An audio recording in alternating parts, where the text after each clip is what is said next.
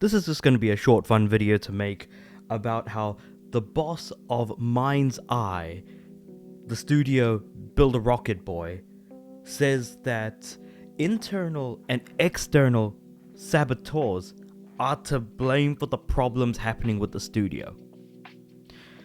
They've blamed this whole situation regarding MindsEye, a broken game that was released that is buggy, glitchy to all hell, that was not having its gameplay be properly represented in the advertising. The fact that people were thinking, oh, it's a GTA-like sort of game because Leslie Benzie's name is attached to it, which was a former leader at Rockstar, even before they were known as Rockstar, rather.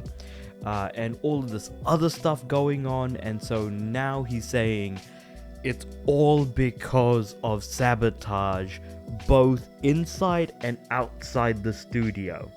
And I don't think I can see a better way of describing that the call in any horror game is coming from inside the house.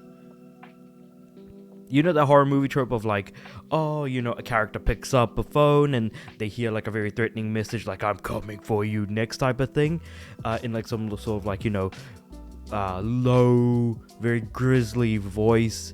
And usually that happens in horror movies, in older horror movies I should say, and usually the person who's actually talking on the other side, the killer, whoever that might be, is someone who is also inside of that same house. That's what this very much feels like, because it's quite easily the fault of leadership in this case, and then it's leadership that is saying, oh no, it was everyone else. It's basically the principal Skinner meme of, I'm not the one who's wrong, it's everyone else. So let's talk about it. MindsEye boss Leslie Benzies has allegedly claimed that the troubles facing Build a Rocket Boy are the result of internal and external saboteurs, according to a new report. Benzies, who is known for his time at Rockstar North, and of course he was like, I think one of the first 3 people to join the company when it was first created ages ago, and I can't remember what the name of the company was before they were called Rockstar, but basically that's how far it goes back. But a report from IGN, Benzies addressed staff this week, and this is actually the first time he's talked about Build a Rocket Boy, the studio, the first time he's actually like addressed anything regarding the release of MindsEye. And so the studio's boss basically blamed internal and external saboteurs, or people both inside and outside the studio that are causing intentional sabotage, on the issues both facing MindsEye and Build a Rocket Boy. It was reported last month that the studio is facing mass layoffs in the wake of MindsEye's disastrous launch. Benzi's comments come as around 300 staff are reported to be receiving emails that they are at risk of losing their jobs. According to the reports, the same emails have been sent to staff at PlayFusion, a studio acquired by Build a Rocket Boy in 2024. And apparently PlayFusion has a game coming out this year, supposedly, but I don't believe we've heard anything about it or whether or not this game is even going to be releasing at any point. And so basically since MindsEye's release, social media has been flooded with the game's technical issues, bugs, and also basically everything was so bad that even PlayStation was giving out refunds. And without a shadow of a doubt, the last time PlayStation gave out refunds was when CD Projekt Red's...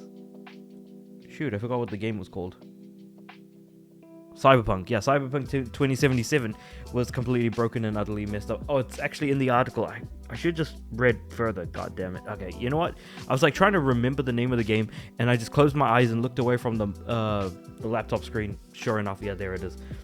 Pulled from sale entirely and eventually came back, but yeah. Regardless, it's only ever happened once before. The studio said it was heartbroken during an apology earlier last month, saying it was fully committed to giving everyone a great experience. But basically, yeah, it's crazy to think kind of what's going on here and how just like, basically this whole thing just kind of, well, me making this video rather, largely revolves around the fact that you can't just blame everything else happening to your studio. At some point, you gotta look at yourself in the mirror and think, maybe I'm the problem. But the thing is that there are people who don't think that way and think they're kind of God's gift to mankind. Those are some of the worst people to deal with, period, and ideally are the type of people you want to stay away from. People who unironically think they're the greatest thing to happen to humanity because they were able to be born. And it really, really does suck that this sort of thing has happened. Am I saying that Leslie Benzies is the type of person that I just described as being some of the worst people in the world to probably have to deal with in any way, shape, or form? Probably not, but that's how it comes off as, because he's, again, blaming everyone else who is not him, effectively. That's what I'm thinking of. But I just thought that this was kind of an interesting thing to talk about, but also to look at the whole situation and be like, I can't possibly see anyone else that could be blamed for this. Could it be the developers? Not really, because you didn't have to rush out the game. Like, people could work on the game a little bit more.